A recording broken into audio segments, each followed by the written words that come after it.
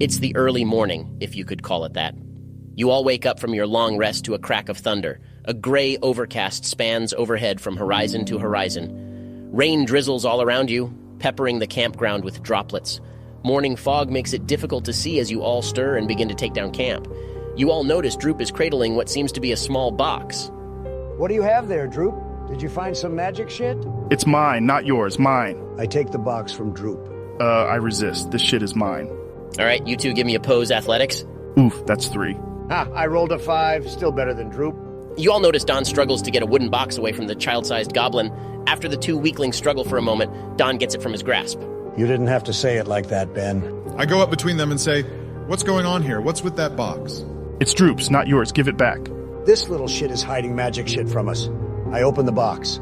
You try to open the box, but you can't. The only thing you notice is that the box is extremely cold to the touch. While the outside looks like mundane wood, something is clearly magical about this container. Is there a lock on it or something? No, just a lid on top. You try to pull it open to no avail. I try to jump up to get the box back, but I'm probably too short to reach it. I'm going to be like a kid trying to get their toy back from the tall kid on the playground. Are you sure you want to open that? You don't know what's inside. You could be holding a magical bomb for all you know. I approach Don and say, "Give me the box, sorcerer. I shall keep it for safekeeping. Droop, do you trust me with what you found?" Yes, gives it to George. I trust it more with him. Why should I give it to you? You just want to keep what's inside. Barack has a good point. We don't know if this is dangerous. We don't need you busting it open with brute force, and honestly, the same goes for Droop as well. We need time to study it and be smart about it. Fine, but I get dibs on what's inside. I hand the box to George. You don't. Whatever's inside, we will determine who can make use of it and give it to them, if it even is something to be given in the first place.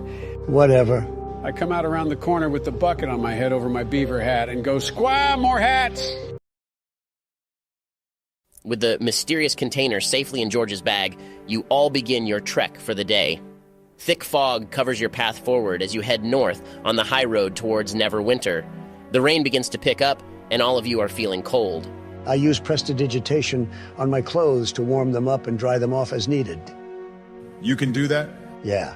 The spell says you can chill, warm, or flavor up to 1 cubic foot on non-living material for 1 hour. So I just keep doing that on my clothes to keep me nice and toasty. That's not a bad trick, Don. I'm going to do the same as well. I climb up onto George's back to get a better view of where we're going. How thick is the fog? Between the rain and the dense fog, you can barely see more than 10 feet in front of you, even on George's shoulders. You do, however, for just a moment, see a pair of glowing yellow eyes in the fog off the path and into a tree line. As soon as your eyes meet theirs, they quickly disappear. Droop is scared. I climb into George's bag and hide. What's gotten into you, Droop? Are you all right? No, Droop's is not all right. Scary eyes, hungry eyes, off the path. They looks at Droop hungry. It's all right, pal. You can stay in my bag. It's your mind playing tricks on you. I look around for these eyes Droop mentioned. Do I see them? Nothing but an empty tree line barely visible past the rain and fog.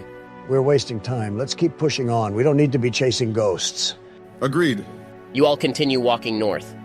A couple hours pass and the fog and the rain lets up. The sun peeks out from the clouds. For the rest of the day, the road ahead is clear despite muddy boots. In the distance, you can see Neverwinter, the city of skilled hands and the jewel of the north. Even from so far away, the magnificence of the metropolis inspires awe. However, your destination is not such a place. A wooden sign points down a beaten, overgrown path leading east, labeling it as the path to Thunder Tree. I lead the party towards the path to Thunder Tree and press on. I have been to Neverwinter many times. Perhaps we can make a journey there once Gundren has been found safely. Time is of the essence. I want to stop there for sure soon. I got gold burning a hole in my pocket and I want some good magic shit. Gradually, the trail becomes an old, overgrown lane winding between dilapidated buildings choked in vines and brush. Ahead of you, in the middle of the settlement, rises a steep hill upon which stands a stone tower with a partially collapsed roof and an adjoining cottage. A dirt road hugs the base of the hill and wends its way between old stone houses, many of which are roofless ruins with interiors open to the weather.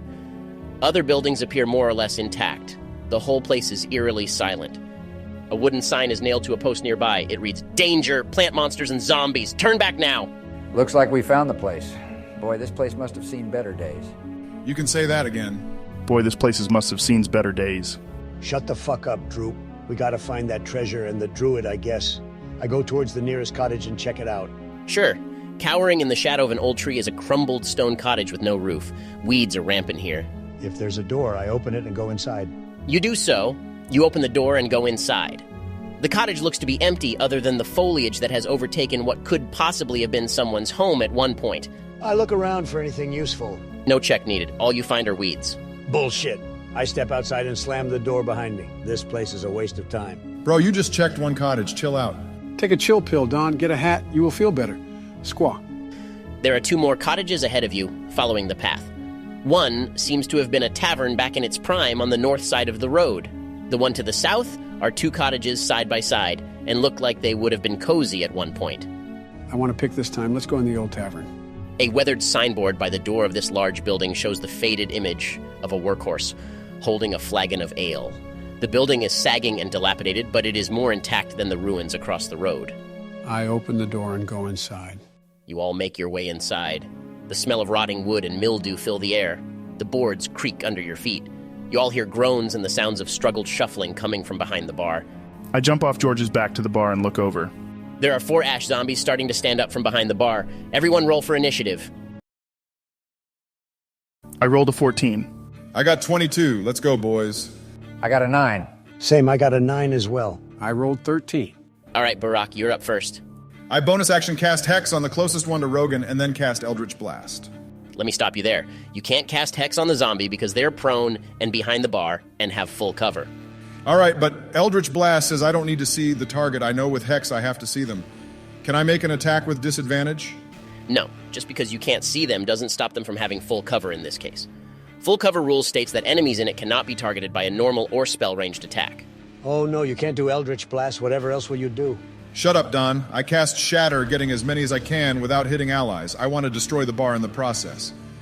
14 thunder damage with a DC 13 con saving throw, or take half. You're able to hit them all and they all save, taking only half. Droop, give me a con saving throw. I got an 18. A puff of ash comes up off the zombies as Barack casts Shatter on all of them. You're able to hold your breath quick enough to not suck in any of the ash. It is now your turn, Droop. I run out screaming away from the zombies and hide behind George. I use my action to disengage so I don't get murdered. You do so. One of the zombies gets up and stumbles over the destroyed bar and slams into you, Don. Ouch, he crit failed. I'm going to say he completely miscalculated his slam and falls prone to the floor next to you. Joe, you're up. I waddle my way up to the prone one next to Don and attack him with advantage since he's prone. I roll a 13 to hit for 5 piercing damage and 11 from sneak attack. That's 16 in total.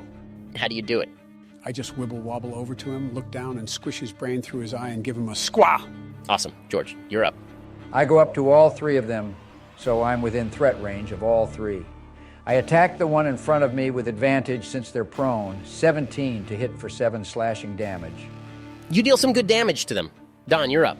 I attack the closest one with Firebolt, rolling with disadvantage against a prone enemy, 15 to hit for 9 fire damage.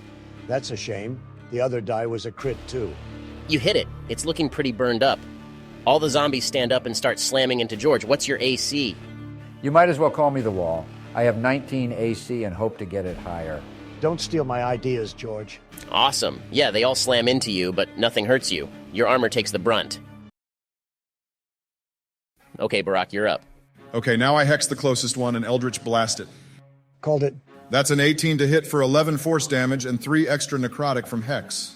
You blast it good, but it's just barely standing. Droop, it's your turn again. I shoot at the one Barack just hit with my short bow. That's 11 to hit for 4 piercing. That's enough. Want to tell me how Droop gets his first kill? Hell yeah. I stick out my tongue, squint my eye, and let loose my arrow, and it sticks the zombie right in the eye. Wow, congrats on killing a CR 1/4 monster. Droop gives Don a big doofy smile, taking that as a compliment. Okay, Joe, it's your turn. Oh boy, I'm gonna click-clack my way over behind one of the zombies by George and get some stabbing in. That's a 13 to hit for 7 piercing damage and an extra 8 from sneak attack, 15 damage in total. You got him. Want to give the kill some flavor? Sure, this guy wasn't put together well. I stab him in the neck and his head just falls off. I kick the head over towards Don. Don, make a dex save. What the fuck? I rolled a 9. Okay, you get hit in the face with a zombie head. It smells bad. George, you're up. I'm going to slash at this foul undead with Talon. 17 to hit for 9 slashing damage. You slash this thing across the chest, and it looks like it's going to go down, but its undead fortitude keeps it standing. It lurches back up and snarls at you. Don, you're up. I spit everywhere, getting the taste of undead out of my mouth. Thanks, Joe. I want to firebolt the ugly bastard. That's a 19 to hit for 8 fire damage. That gets it. Want to get back at Joe? How do you do it? Fuck yes, I want to. I shoot a firebolt and it lands perfectly in its mouth, and its head explodes, covering Joe and George in brains. Oh, God, this is disgusting. This is not squaw, my guy.